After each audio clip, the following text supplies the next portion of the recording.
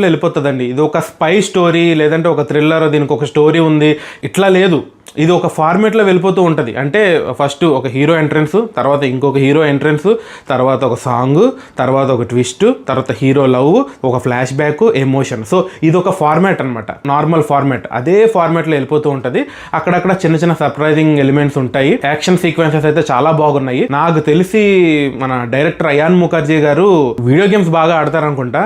నాకైతే కొన్ని scenes vice city, GTA 5, కొన్నేమో నీడ్ ఫర్ స్పీడ్, కొన్నేమో ప్రిన్స్ ఆఫ్ పర్షియా, సో ఇట్లా గేమ్స్ నుంచి తీసుకొచ్చిన విజువల్స్ లా కనిపించినవి. అంటే VFX చేశారు. నేను అనేది ఏంటంటే వాళ్ళ క్రియేటివిటీ, ఐడియాలజీ ఎలా ఉందంటే కొంచెం ఆ గేమింగ్ లా కనిపించింది. ఒక కార్ యాక్షన్ సీక్వెన్స్ ఉంటుంది.